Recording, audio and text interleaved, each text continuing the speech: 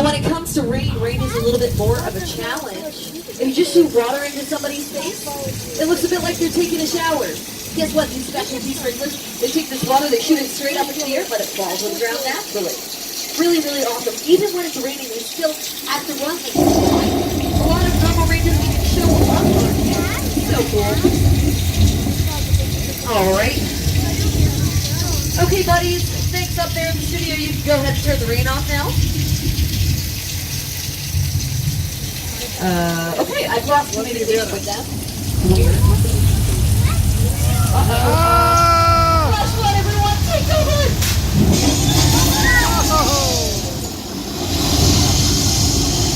You can see a really good example of that flash flood here. This clip from Big Fat Liar with Paul Giamatti and Frankie Muniz.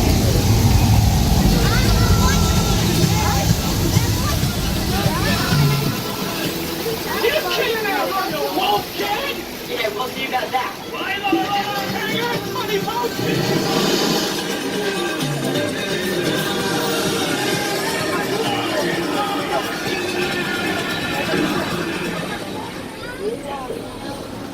You've also seen Old Mexico as Australia in Saving Mr. Banks, and you've seen it as Peru in Indiana Jones and the Kingdom of the Crystal Skull. But we're now a little south of the border. Welcome to 6 Points, Texas.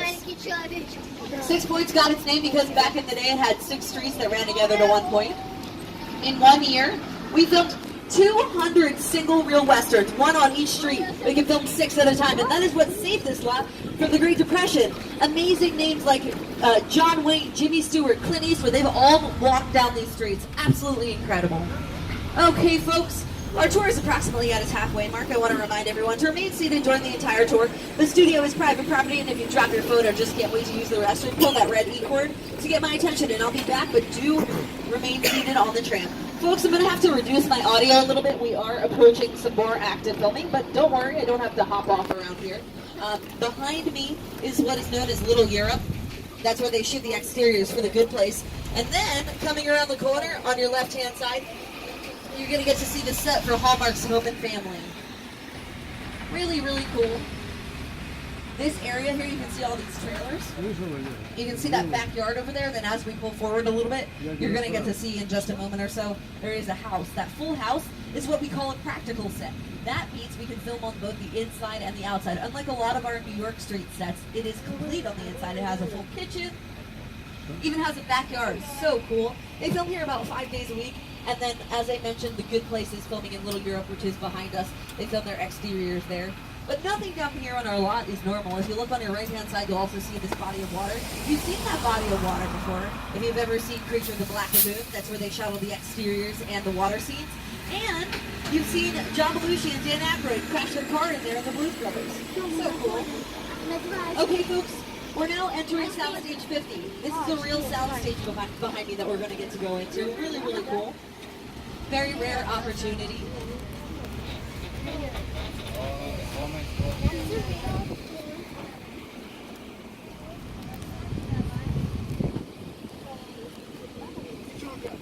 Again, folks, this is a real soundstage. Look, it looks just like a subway station. So cool.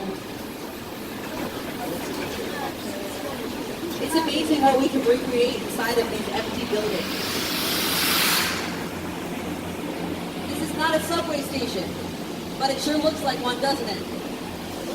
Looks like it's set at San Francisco right now. Oh! Okay.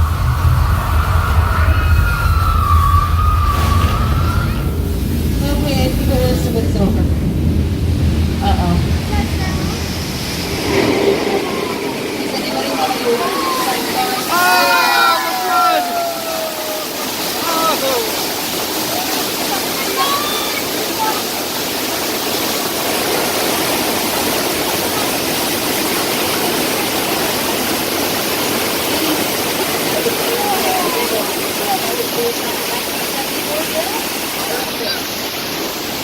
that been a real earthquake, it would have been 840 under the stomach of being but that's just a real soundstage. You can see an example of it here in this clip from an episode of Bones.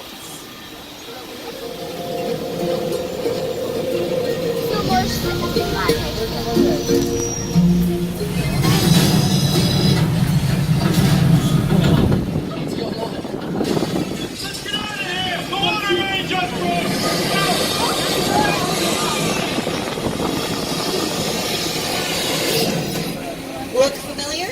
It should. All right, folks. I don't know about you, but after that I can use a vacation. We're now entering Amity Island, and I've been told that people here are resting a little easier. They caught the shark that's been terrorizing their town. He's hanging right over there on the right-hand side, and police divers are in the water. And, okay, there's another shark in the water. Yeah, there's nothing to see here, folks. Nothing to... Oh, there's a guy out there. Maybe it's a dolphin? I think they're just old friends from scuba school, you know? They're just wrestling. Okay, well, just in case they're not, we're going to go ahead and pull forward. There's some bait out in that yellow barrel over there. We'll see if he takes the bait. We're going to park next to these flammable barrels. He's taking the bait. He's taking the dog with him.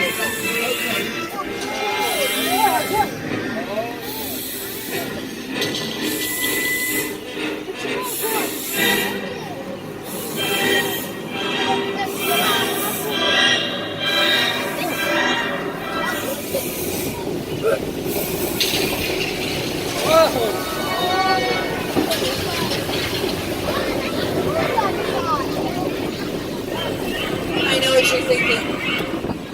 That shark looks so fake up close. I'm pretty sure it hurts the screens. Yeah. No, that mechanical shark is named Bruce. The mechanical shark from the set of Jaws was also named Bruce, lovingly, after Steven Spielberg's lawyer. Get it? Because he's a shark. Because he's a lawyer. Get it? Okay. Now, our mechanical shark here today was working just fine, but that was not the case on the set of Jaws. Actually, they had so many problems, the cast and crew lovingly nicknamed the film Flaws. Why? Well, I mentioned earlier they tested him up in Soundstage 21 in a big basin of water. That was a basin of fresh water. Guess what? They took him out to the Atlantic Ocean for the first day of filming, and he quickly became the world's most expensive boulder. He sucked to the bottom of the Atlantic Ocean. The first day of filming set them back hundreds of days, millions of dollars. What was originally supposed to come out in winter that year actually came out in summer. But not all was lost. It became our first summer blockbuster. We get that term because when Jaws came out into theaters, lines for tickets circled the block 10 times. Now from sharks to chickens, we've got it all here on our back lot. You look on your right, you'll see our chicken ranch from Dolly Parton's Best Little Whorehouse in Texas. You've also seen it in things like Rob Zombie's House of a Thousand Corpses. So cool. That is also another practical set. That means that we can film on the inside and the outside. Behind it, you'll see a really good example of a facade. That's from the TV series About a Boy. And again, that is what all of our most of our Metropolitan sets look like on the inside. They're not complete. Really, really cool. Really super exciting part of our tour, guys. If you look on your right, you'll see trees. Oh. If you look on your left, you'll see more trees. Okay, it's really not that exciting, but it's very important, and here's why. You go just a couple of feet into these woods, depending on the camera angle, you completely forget you're in the middle of downtown LA. Guess what we have that you don't have in the middle of nowhere, though? Electrical outlets. For lighting, sound, and camera equipment. Guess what else we have? Hair and makeup trailers and bathrooms within walking distance. I know it doesn't sound that special, but say you have to bury a body in the middle of the woods on screen, or you have to film people singing Kumbaya around a campfire, this is the place to do it. Very, very important for us to have for filmmakers to control their environment. So cool. Even in an episode of Desperate Housewives, one of the wives breaks down on this road. Guess what? She's supposed to be in the middle of nowhere. Guess what? She's not. She's in the middle of our back lot.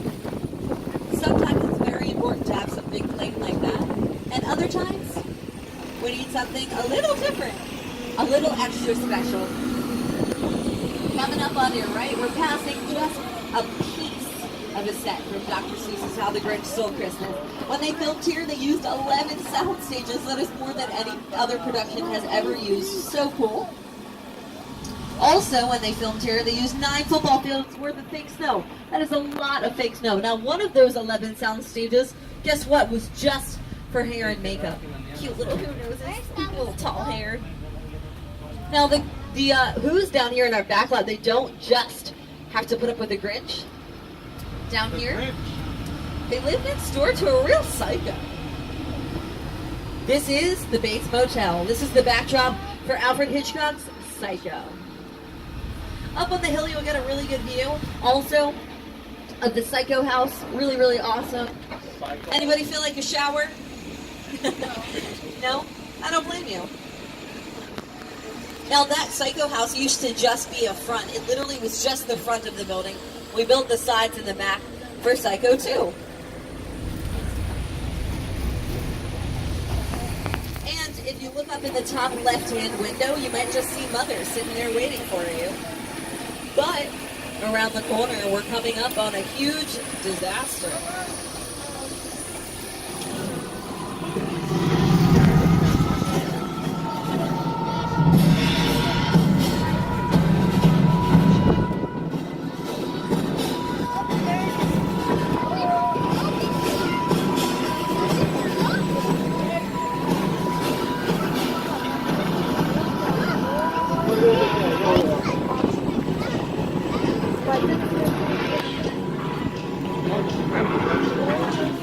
Ladies and gentlemen, this is the backdrop for Steven Spielberg's War of the Worlds.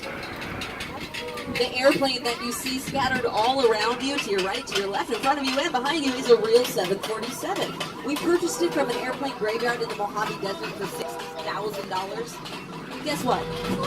It cost $200,000 to break it apart and ship it here. That's right, they always get you on that shipping and handling, don't they? Let's see a little bit of how this crash site was featured in War of the Worlds.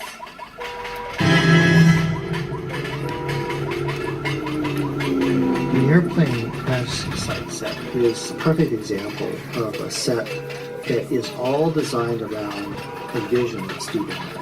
When we first began to sit down to talk about the War of the World, I thought, what if the 747 goes down right in a big neighborhood?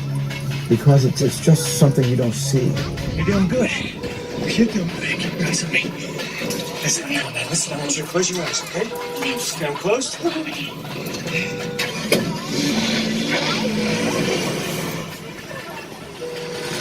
Robbie, get in. Get in. Now, let me give you folks a little bit of an idea of what filmmakers like Steven Spielberg will do for dramatic effect. This is one of the biggest sets we have ever had here at Universal Studios, and I talked numbers with you guys. Guess what? It appears in less than 3 minutes of the film. That is absolutely bananas. Okay, folks, we are approximately 10 minutes from the end of our tour. We'll be returning to the theme park shortly. Remember to pull that emergency cord if you need assistance and remain seated at all times. We're now entering part of our lot that is known as Falls Lake. It's my personal favorite part of our tour, and here's why. As we turn the corner, you'll get a really good glimpse on your right-hand side of this big freestanding backdrop. It's one of the biggest blue screens or green screens in the world. In front of it, there is a big empty basin. That basin can hold 3.5 million gallons of water and has in films like Dunkirk, that World War II epic. It's also been seen in The Hunger Games. It's been seen in National Treasure, Book of Secrets. It's also been seen in Clint Eastwood's Sully. Let's take a look at that.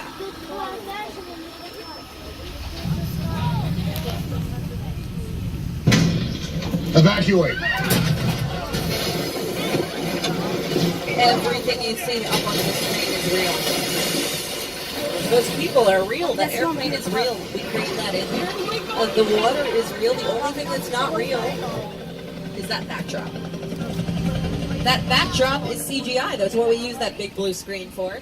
You can get a really good view of the basin right now. Again, it's empty right now. You've also seen things like The Truman Show. that epic scene at the end of the Truman Show. Also, in that clip from Sully, there were a lot of waves. And in the Truman Show, on the right-hand side of the basin, you'll see these big canisters. Those canisters, those are wave machines. That's what we use those for. Also, back in the day, we used to have to dye the water in Falls Lake. It caused a lot of problems with our stars, with their hair and their skin. Why? It turned them blue and green. We don't do that anymore. Now we CGI the water to make it whatever color we need. And we also use that backdrop. Again, you've seen this in Pirates of the Caribbean, on Stranger Tides. That entire Mermaid Cove was built right there on Falls Lake. Absolutely incredible, incredible things. And again, like I said, the Truman Show, that end sequence where Jim Carrey's rowing towards that wall right there. He gets out of his boat, looks up at the camera, says, "Good afternoon, good evening, and good night," and closes the door behind him. That happened right there. Absolutely incredible. You also might have noticed this big wooden cabin. That's another practical set we film on the inside and outside of. You've seen it in things like The Great Outdoors with John Candy and Dan Aykroyd. You've also seen it in Hide and Seek with Denzel Washington. And you've seen it in Shooter with Mark Wahlberg. Really, really cool. Okay, yeah, sorry folks, one sec. Hold on, I'll be right back with you.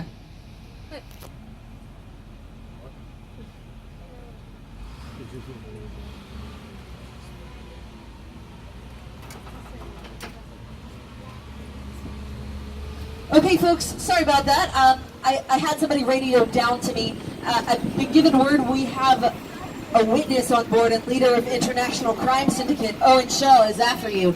We're ducking into Sullivan's garage right now.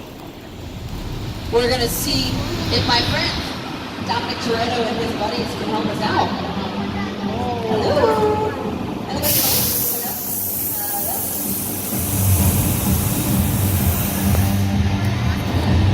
I know. They just got here. All right, I got it. Well, listen, hello, beautiful people, particularly to you right there missing the third row. How you doing? You good? My name is Roman Pierce. Pleased to meet you.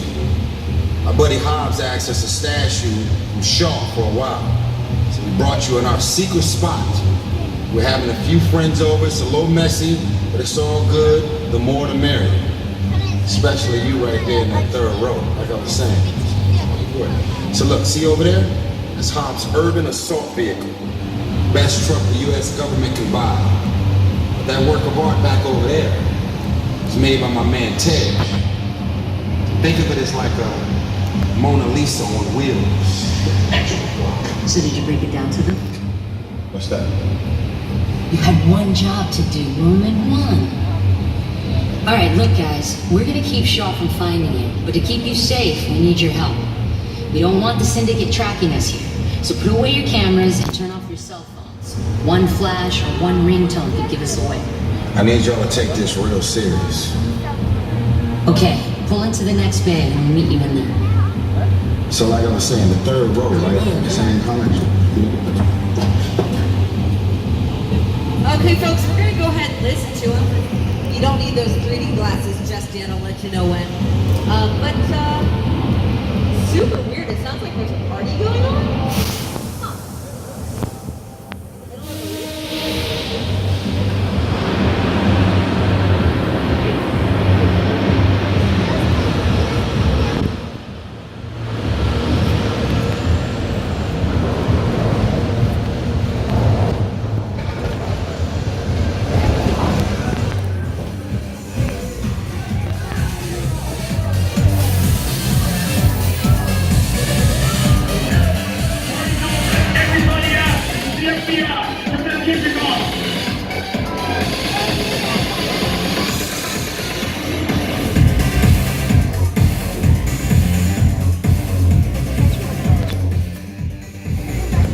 This is what we doing. This is the race day after party, and where the other?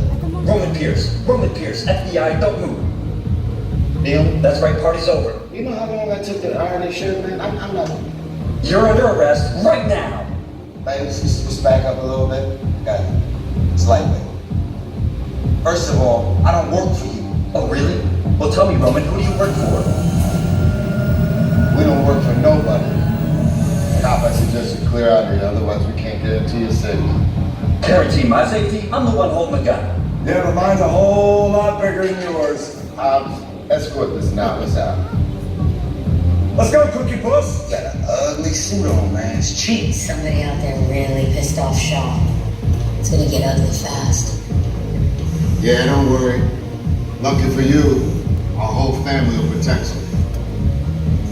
Are you kidding me, Roman? You didn't shut off your phone, bro? I gotta call you back. I'm in the middle of something. See what I'm talking about? Call you back. It was on vibrate. Sure traced us. Ops can't hold them forever. Letty, Roman, we're up. Driver, move that vehicle. It's about to get real interesting. My Mona Lisa's all warmed up right next door. Okay, folks, we're gonna listen to him. Go ahead and put on those duty glasses now. We'll see if you can protect the identity of the witness. That's our border check.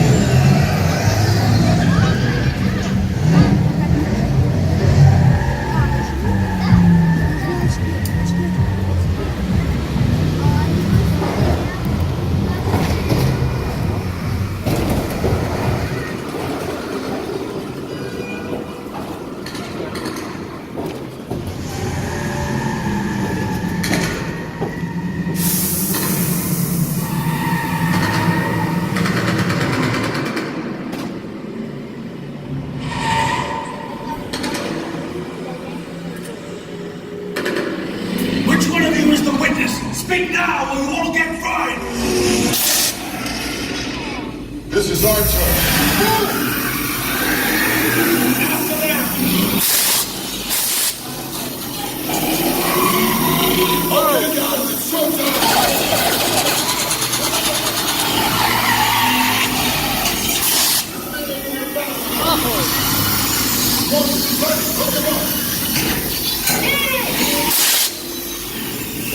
I got the bull by the horn!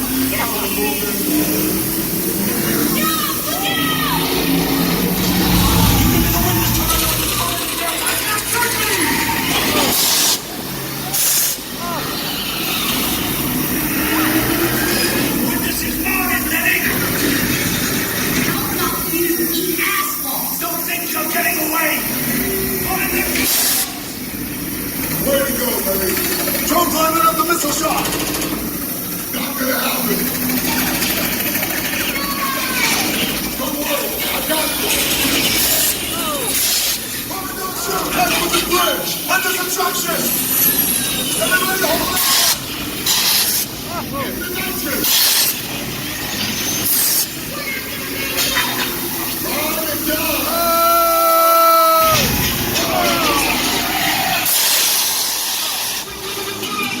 Good job, everybody. You protected the witness and you can resume reading. You know, it's crazy out there. You guys got mine. Now, my Mona Lisa got messed up a little bit, but so, we got through it. Y'all know it's now. They say the bigger the family, the stronger it is. You guys did good out there. And you're going to be turned off.